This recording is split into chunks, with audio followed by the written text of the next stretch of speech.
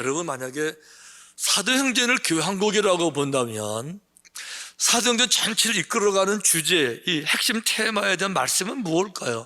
무엇이 사도행전을 이끌어갈까요? 한 번만 등장하는 것이 아니라 처음부터 마지막까지 계속 반복적으로 등장하면서 사도행전 되게 하는 주제의 말씀이 무엇일까요? 당연히 이 말씀입니다. 오직 성령이 너희에게 임하시면, 성령이 임하신다, 이게 이제 사도행전의 핵심 테마예요. 그럼 너희가 권능을 받게 되고 예루살렘과 온 유대와 사마리아와 땅끝까지 이르러서 내 증인이 되리라. 할렐루야. 이 말씀이 핵심 테마예요. 그러니까 성령이 오셨다, 성령이 임하셨다, 성령이 역사하신다. 그럼 어떤 일이 벌어지느냐? 결과가 뭔가 하면 내 증인이 되리라. 성령 역사하는 것은 항상 증인으로 끝나는 거죠. 증언이 나타나게 되는 거예요. 그럼 장소는 어디냐? 어디서 증언이 되느냐? 장소에 제한이 없어요. 성령이 역사되는 모든 곳에서는 항상 증언이 나타나는 겁니다. 그 장소가 예루살렘이든 유대든 사마리아든 땅끝이든 어디든지 간에 성령 역사다 그러면 증언이 나타나는 것, 이게 사도행전 테마라고 하는 거예요. 그래서 이 테마처럼 제일 먼저 성령이 오신 것이 오순절 다락방입니다. 거기에 120문도가 모여서 정말 간절히 부르짖고 기도했을 때에 하늘문이 열리면서 정말 성령 충만한 그 유명한 오순절에 성령이 임하신 거예요. 그런데 성령이 임하셨다 하니까 결과가 어떻게 됐어요? 증언이 하게 되는데, 오순절 때 베드로가 성령 충만해서 한 설교 내용 핵심이 이거잖아요. 이 예수를 하나님이 살리신지라 우리가 다 이 일의 증인이로다. 아까 말씀드렸죠. 성령이 오시게 되면 어떻게 돼요? 증인이 된다 그랬는데 오순절에 성령 오시니까 베드로가 우리가 증인이야, 증인이 나타나는 거예요. 이래가지고 복음이 전달되는데, 예수님이 전달되니까 많은 사람들이 회개하고 정말 죽기로 돌아왔어요. 막 교회가 폭발적으로 부흥이 되다 보니까 예수님 반대자들이 이제 박해를 일으키게 되잖아요. 그래서 또 박해도 같이 받으면서 결국은 스데반 집사님까지 순교를 당합니다. 그렇게 복음이 어디로 흩어집니까?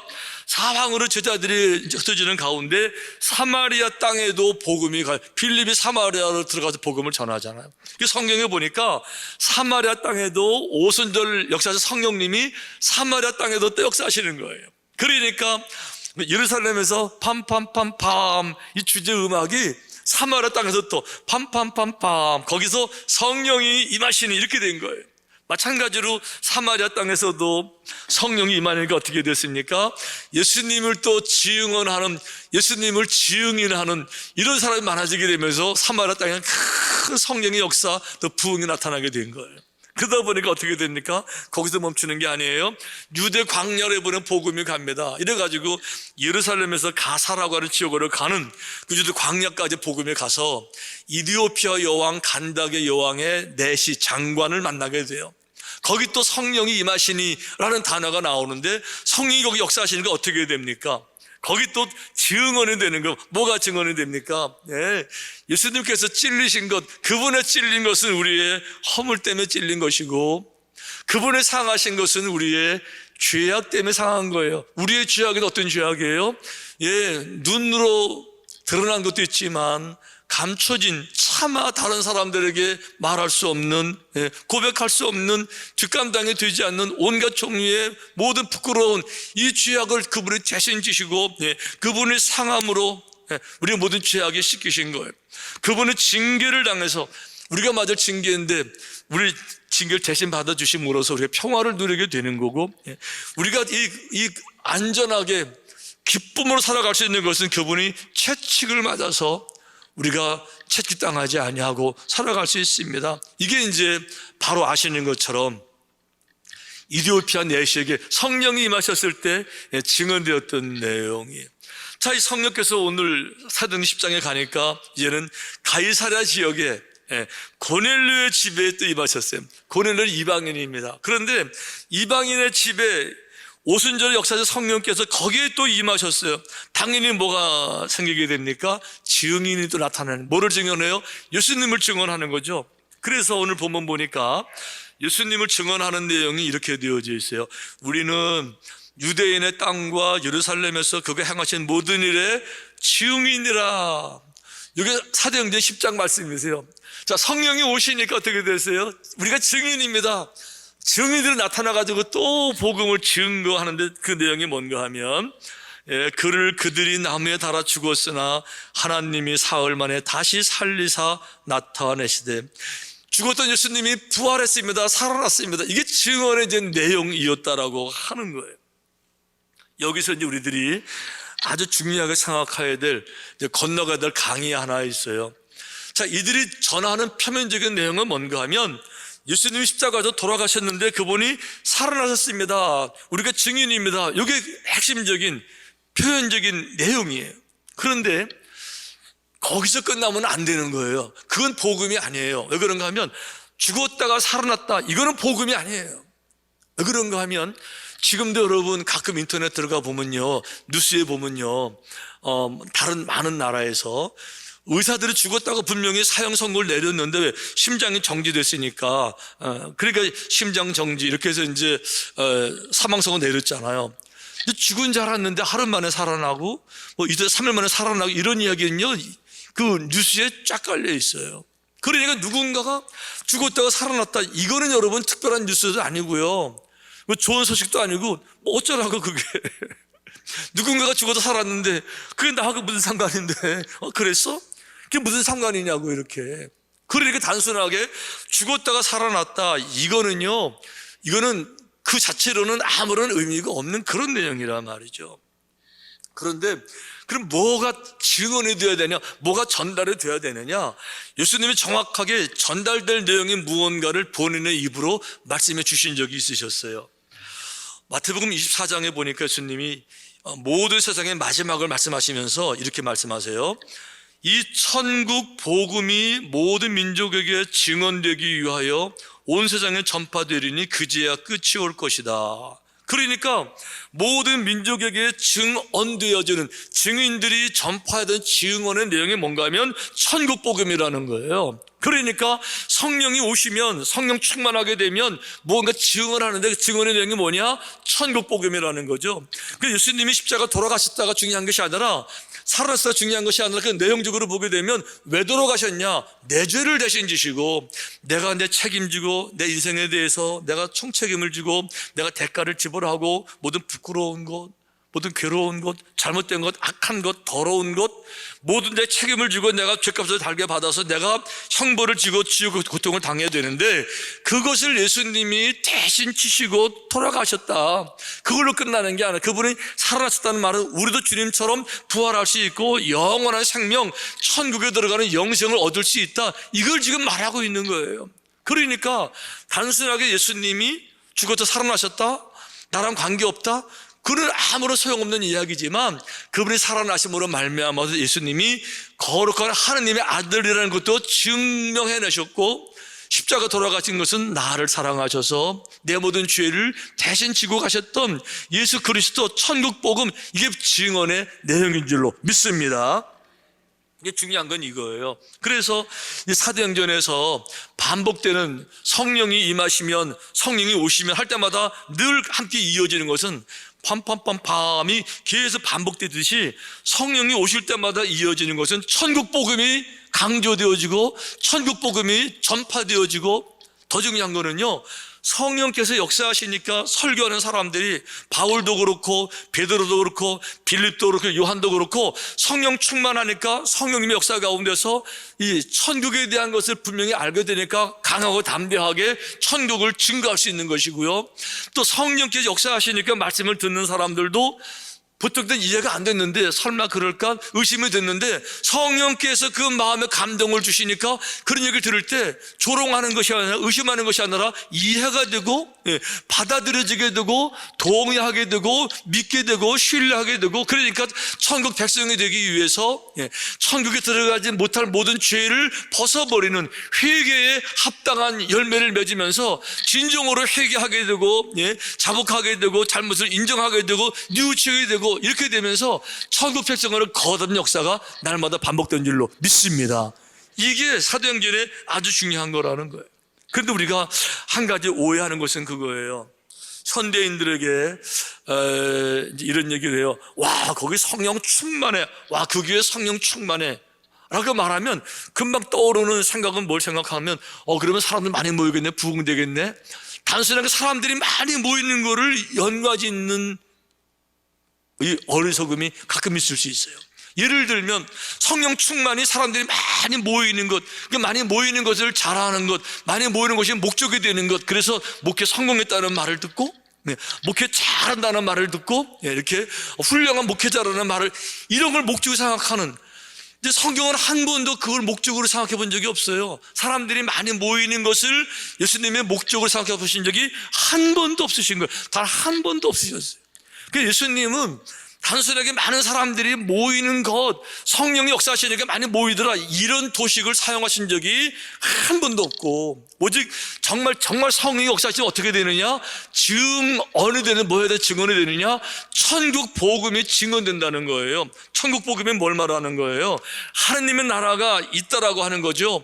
거룩한 영원한 생명이 있다라고 하는 것이고, 다른 말로 말하면 영원한 천국이 있는가 하면은 죄에 대한 징벌, 죄에 대한 책임, 인생에 대한 책임, 모든 걸 창조하신 분이 그냥 만드신 것이 아니라 자유적 인간으로 만들었지만 동시에 자유에 따른 책임도 지는 그런 인간으로 만들었는데, 평생 살아가면서 정말 부끄러운 것은 안 될 것, 악한 것, 부족한 것, 게으른 것, 더러운 것, 그 책임을 내가 다 지고 내가 감당하지 못할 경우에 내 헐모 짊어지고 내가 감당해서 지옥에 가서 내가 책임을 지고 내가 형벌을 받아야 되는데, 예수님은 그 형벌 받는 게 얼마나 고통스러운지를 너무 잘 알고 계시니까 어떻게든지 간에 다른 사람들이 형벌을 안 받게 하기 위해서 천국에 가는 길이 있다는 알려진 이 복음, 천국 복음, 그렇게 성령 충만한 곳마다 이 복음이 전달, 전파, 선포된 줄로 믿습니다. 이게 핵심이라는 거예요.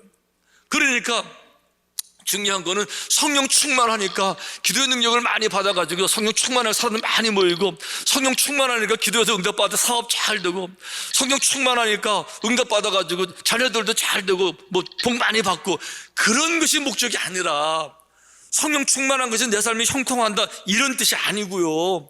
성령 충만하니까 가정이 행복하더라 이런 게 아니고, 물론 그런 거는 덤으로 따라오는 은혜예요. 그냥 말씀 가운데 진리가 있기 때문에, 생명의 능력이기 때문에 당연히 축복은 따라와요. 은혜는 따라와요. 하지만 아주 궁극적으로 성령 충만하니까 내가 성령 충만해가지고 능력 생겨 사회에서 내가 성공하더라 이런 게 아니고, 정말 성령 충만하니까 가장 중요한 거 어떻게 돼요? 영생의 복음이 선포되더라. 할렐루야. 이게 사도행전 전체의 정신이고 핵심인 거예요. 여러분, 그래서 예수님은 그 천국, 지옥, 특히 지옥의 고통을 너무 아시기 때문에 이 사랑하는 사람들 지옥에 가서 고통당하는 거를 정말 보고 계실 수가 없는 거죠.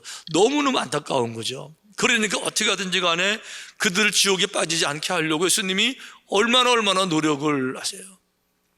예수님이 그 지옥 얘기할 때 우리에게 이해가 되게 하기 위해서 상상하게 하신 말씀들이 성경에 많으신데 제가 다 소개 못하지만 이런 말씀도 이제 있으세요. 이렇게 말씀하셨어요.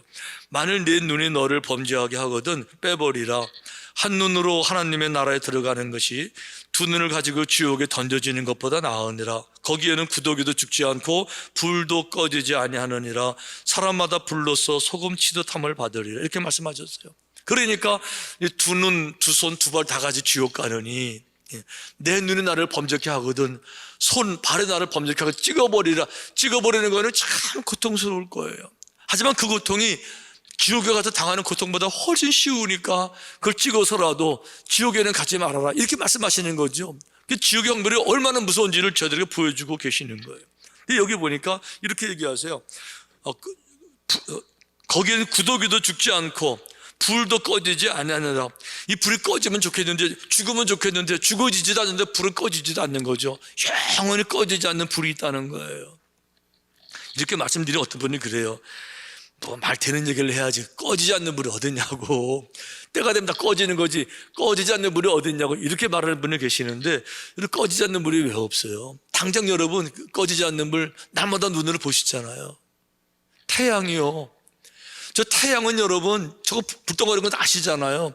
태양은 지구보다 정확하게 9배가 큽니다. 면적으로는 100배 넘게 큰 땅이에요. 그 표면의 온도가 10,000도에 가까운 건 불덩어리 활을 타잖아요. 현대 과학자들이 밝힌 바에 의하면 현대 과학의 결론은 이거예요. 태양이 언제 만들어졌냐 라고 말할 때 대부분 과학자들이 최소한 50억 년 전에 생성되어 올 것이다, 이렇게 다 이제 얘기를 해요. 그럼 앞으로 얼마나 더 갈 것 같으냐? 그러면 최소한도 50억 년 이상은 더 간다. 이게 태양계의 과학자들의 공동적 견해잖아요. 그러면 양쪽을 다 합치면요 100억 년이에요. 100억 년. 100억 년이 얼마나 긴 세월일까? 이런 감이 오세요? 저는 제 머리는 이게 100억 년 전의 세월이 감이 안 와요. 왜 그런가 하면 지금 우리가 AD 2022년을 살잖아요. 그러니까 그 2000년 역사도 얼마나 길어 보여요. AD 1세기부터 시작한 지금까지 얼마나 길어 보여요. 근데 그래봐야 2000년밖에 안 됐거든요. 근데 2000년이 아니고 좀 길다 그러면 한 2만 년쯤은 길죠. 그렇죠? 2만 년. 한 20만 년 그러면 20만 년 정말 긴 것 같아요. 2000만 년 그러면 정말 긴 것 같아요. 한 2억 년 그러면 100억 년이래요, 여러분. 눈으로 보고 있잖아요. 그런 눈으로 보면서도 꺼지지 않는 물이 어디 있어요? 이렇게 말하잖아요. 이런 어리석임이 어디 있어요? 왜 없어요? 더 중요한 거는 여러분, 태양이 하나겠어요? 태양 만드시면 어디다가 더 오래 타는 불을 왜 못 만드시겠어요? 그러니까 그런 불이 있다는 거 예수님은 아시는 거예요. 그러니까 너무 안타까우시죠. 어떻게든지 사람들이 거기 안 가게 하기 위해서 얼마나 노력하시는 겁니까? 이렇게 말씀하시는, 오직하면 이렇게 말씀하시잖아요. 떡을 떼서 찢어주시면서 너희를 왜 찢기는 내 살이라고, 잔을 주시면서 너희를 흘리는 내 피라고 해요. 내가 이거 안 하면 너희들이 가서 이 고통을 당해야 돼요. 내가 찢기지 않으면 너희들이 가서 이 어마어마한 고통을 너희들 당해야 되니까 그건 내가 정말 두고 볼 수 없이 너무 안타까운 일이니까 내 몸에 찢기더라도 그것만은 막아야 되니까 하는 거라고 주님이 이렇게 말씀하시는 거잖아요.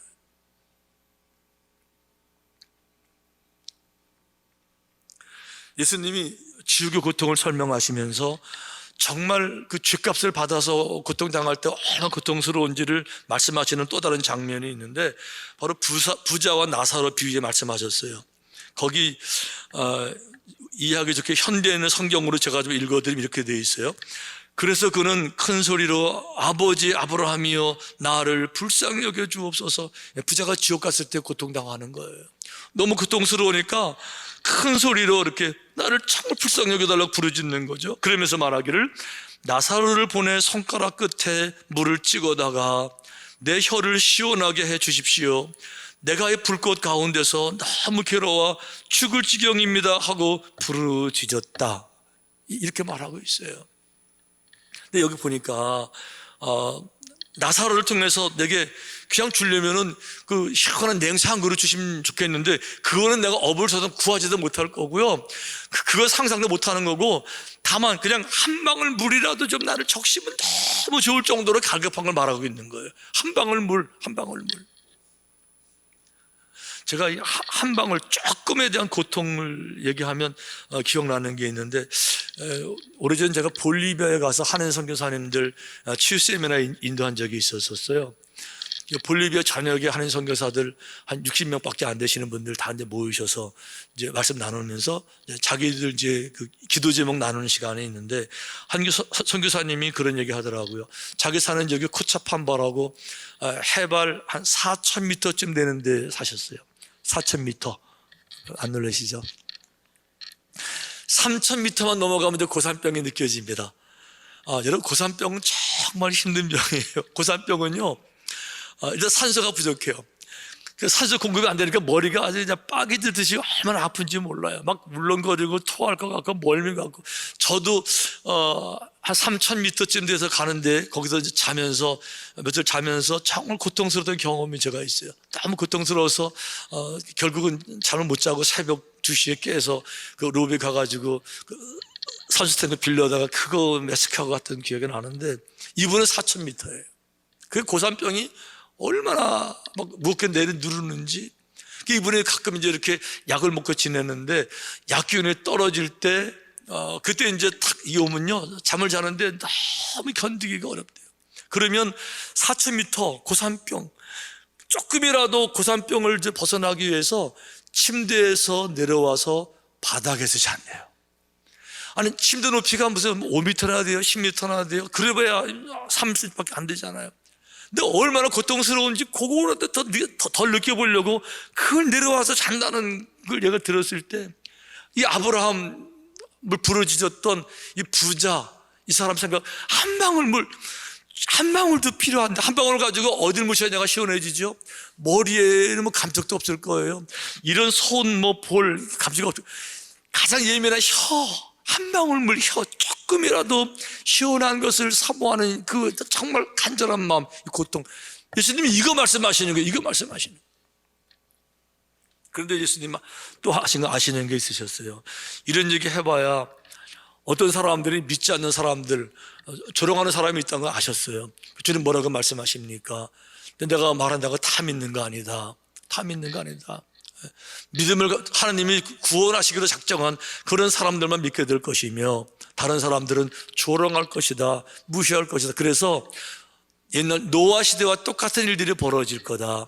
노아가 멸망하는 날 되기 전까지 사람들은 하나님을 경멸하고 무시하고 장가가고 시주가 먹고 마시면서 죄와 짝지고 살았지만, 멸망의 순간에 그날 왔을 때, 정말 그날 왔을 때 다 멸망당한 것처럼 그런 일들이 벌어질 것이다. 아멘. 주님이 직접 노아 얘기를 하시잖아요. 이런 얘기하면 어떤 사람들이 이렇게 반응을 해요. 에휴, 그래도 그렇지요, 목사님. 요즘 시대가 어느 세대인데 21세기에 무슨 천국 얘기하고 지옥 얘기합니까? 그렇게 말하는 사람들 잘 이해해 보셔야 돼요. 그렇게 말하는 이유가 요즘 시대라는 그 말이 지적으로 아주 성숙한 그런 시대를 말하는 게 아니에요. 이성이 많이 발달돼서 하나님 없음을 확실하게 증명해내서 그렇게 말하는 게 아니에요. 요즘 시대라는 무슨 말인가 하면 거룩한 시대를 말하는 거 아니에요. 오히려 하나님 두기를 점점 미워해서 하나님을 경멸해서 세상을 사랑하니까 거룩함을 버리는 이 악한 시대를 말하는 거예요. 그러니까 천국 지옥 얘기하면 그렇게 말해요. 요즘 시대에 무슨 천국 지옥을 믿냐고 말하는 사람들이, 여러분 그거 아세요? 드라마를 보면 그런 사람들이 도깨비 드라마 더 재밌어요. 귀신 영화 더 재밌어 하고요. 요즘 시대에 천국을 믿냐고 말하면서 점치러 다니고요. 심지어 TV에도 보게 되면 점치는 TV도 나오잖아요. 이렇게. 이 악한 시대, 그건 뭘 말하고 있어요? 이성이 발달돼서 모두를 밝혀서 신이 없다고 증명한 걸 말하는 것이 아니라 하나님 두기를 싫어하는 거예요. 거룩한 게 부담되는 거죠. 죄라는 개념이 이제 부담되는 거죠. 죄라고 말하지 말라는 거예요. 뭐든지 편하게 살다가 죽게 놔두라는 거죠. 그런데 예수님은 그렇게 말씀하지 않으시고, 어떻게든지 간에 영생의 복음, 그러니까 팜팜팜팜 이게 반복되듯이 사도행전에서 성령이 임하시면 그때마다 결과가 뭐예요?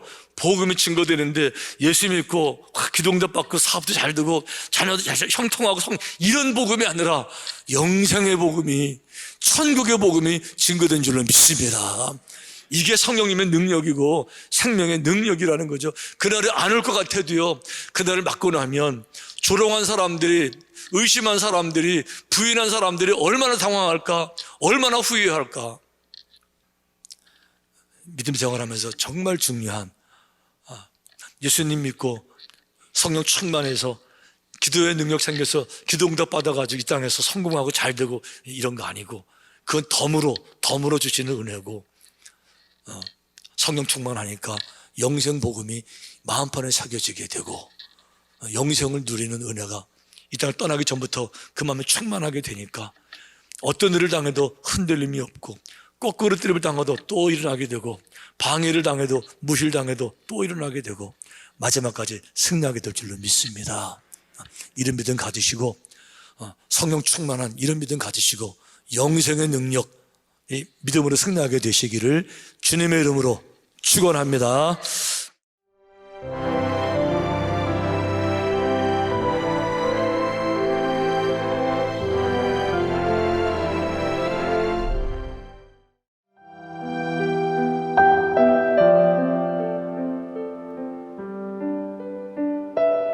생명을 살리는 방송 강원 CBS입니다.